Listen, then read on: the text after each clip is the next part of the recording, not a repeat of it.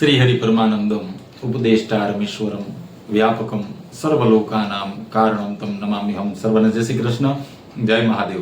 ફરી પાછા આપણે એ જ જ્ઞાન ગંગામાં આવ્યા છીએ અને એ જ જ્ઞાન ગંગામાં આપણે બધા ગ્રંથોના દર્શન પણ કરવા છે અને સાથે સાથે બધા ગ્રંથોની માહિતી પણ લેવી છે. તો આપણે સૌપ્રથમ જે ગ્રંથના દર્શન કરી રહ્યા છીએ એ છે ત્રિકુટા રહસ્ય. આ ગ્રંથ આચાર્ય મૃત્યુંજય ત્રિપાઠી દ્વારા રચાયેલો આ ગ્રંથ છે અને નવશક્તિ પ્રકાશન ચોકાઘાટ વારાણસીથી પ્રકાશિત થયેલો આ ગ્રંથ છે. આપણે જે ગ્રંથના દર્શન કરી રહ્યા છીએ એ ગ્રંથમાં શ્રી વિદ્યા સાધના દુર્લભ અને અત્યંત મહાત્મય એનું આપેલું છે. એ ગ્રંથ છે ત્રિકુટા રહસ્ય.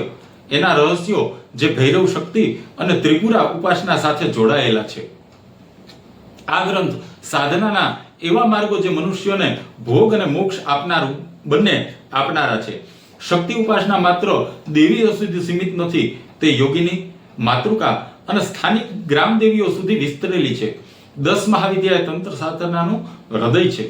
ત્રિકુટા રહસ્ય એક એવો દુર્લભ ગ્રંથ છે જેમાં ખાસ કરીને શ્રી વિદ્યા ઉપાસના પદ્ધતિનું ખૂબ સારું એવું વર્ણન આપણને જોવા મળે છે. શ્રી વિદ્યા, ભુવનેશ્વરી, ત્રિપુરા અને ષોડશાક્ષરી આ બધું એક જ શક્તિ સ્વરૂપે છે.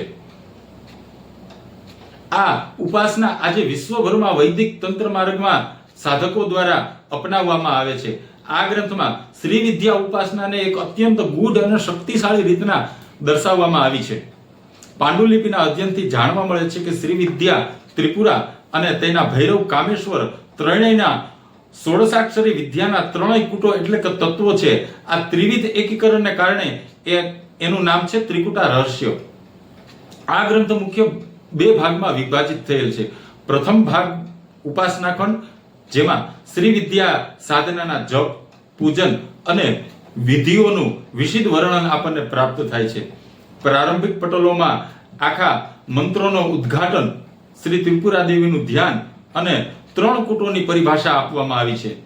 ત્રીજા પલટમાં પૂજન સ્થળ, જપ સંખ્યા, હવન, તર્પણ જેવી ઘણી બધી વિધિઓ આપણને આ ગ્રંથમાં ખૂબ સરસ રીતના પ્રાપ્ત થાય છે અને એ વિધિઓ ખૂબ અદ્ભુત છે. આગળ પંચમ પલટમાં આપણને ભૈરવ કામેશ્વરનો ષોડાક્ષરી મંત્ર પણ પ્રાપ્ત થાય છે, જે ખૂબ અદ્ભુત છે અને ખૂબ ચમત્કારી એ મંત્ર છે. આગળ આપણને 10 કર્મનું વાસ્તવિક વર્ણન પ્રાપ્ત થાય છે.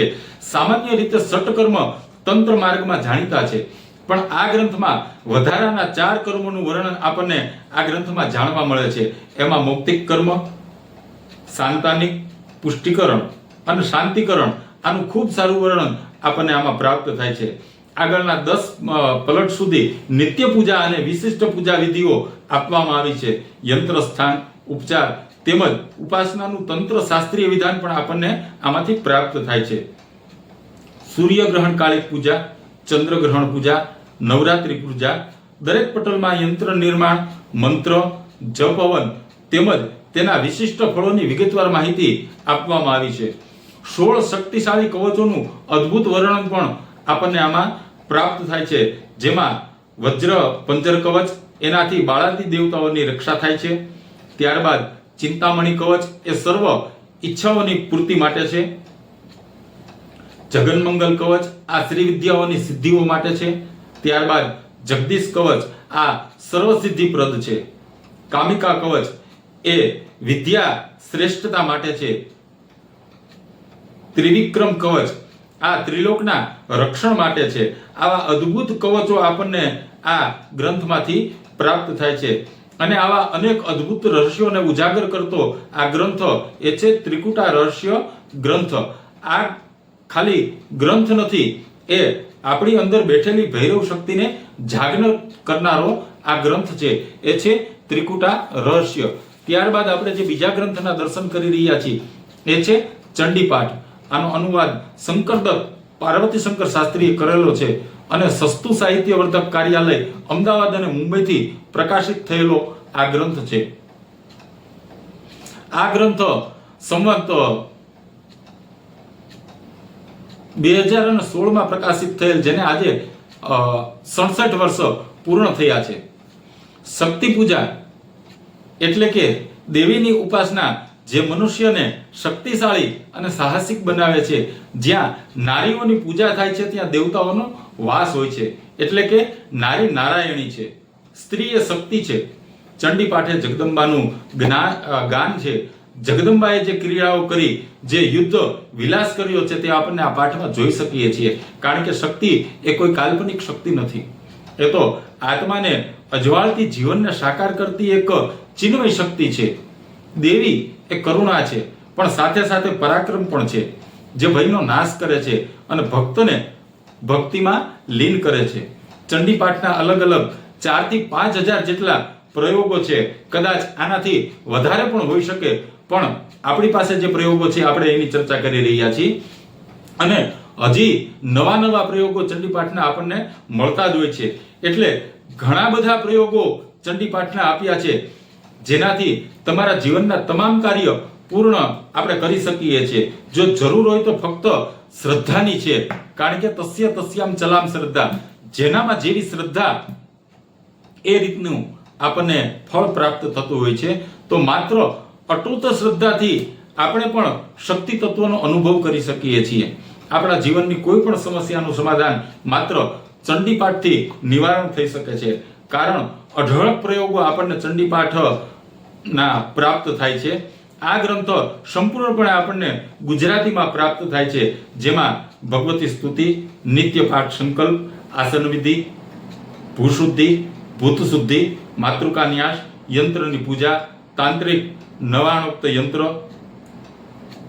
તંત્રોક્ત સપ્તસતી મહાયંત્ર પ્રયોગ, આવરણ પૂજા, 99 મંત્રનો અર્થ, ઉત્તર ન્યાસ ધ્યાન, ઋગ્વેદોક્ત દેવી સૂક્ત, મૂર્તિ રહસ્ય, દેવી ચરિત્રના પાઠનું મહાત્મય, આવા પાઠના ઉત્તમ રહસ્યને ઉજાગર કરતો ગ્રંથ એટલે શ્રી ચંડી પાઠ. તો આવો આપણે પણ ભક્તિથી અને સમર્પણથી શક્તિ પૂજાને જીવનમાં ઉતારીએ, અને એ દેવી એ આપણા જીવનના અંતરમાં છે. કારણ ચંડી પાઠ એ દેવીની પરાક્રમ લીલાઓ વાંચી અને અપાર શક્તિનું સંવેદન થાય છે, અને એ શ્રદ્ધાળુઓને પરમ શક્તિની નજીક લઈ જાય છે. એ છે ચંડી પાઠ. તો આજે આપણે આ બે ગ્રંથના દર્શન કર્યા અને બે ગ્રંથોની માહિતી લીધી. આગળ આપણે બીજા પણ ગ્રંથોના દર્શન કરશું અને સાથે સાથે બીજા ગ્રંથોની માહિતી પણ લેશું. પણ એ પહેલા આપણને આમાંથી કોઈ પણ ગ્રંથ જોતો હોય તો એ PDF રૂપે આપણને પ્રાપ્ત થઈ જશે. ખાલી અમારા WhatsApp નંબર ઉપર આપ મેસેજ કરો. આનો કોઈ ચાર્જ નથી. આ સાવ સપ્રેમ જ છે, જે શાસ્ત્રની આપણે સેવા કરી રહ્યા છીએ એના માટે છે. માટે આનો કોઈ ચાર્જ નથી. આમાંથી કોઈ પણ ગ્રંથ આપને જોતો હોય તો આપ WhatsAppમાં અમને મેસેજ કરી શકો છો. તો બીજા પણ ગ્રંથોના આપણે દર્શન કરશું અને બીજા પણ ગ્રંથોની માહિતી લેશું. ત્યાં સુધી સર્વને જય શ્રી કૃષ્ણ, જય મહાદેવ.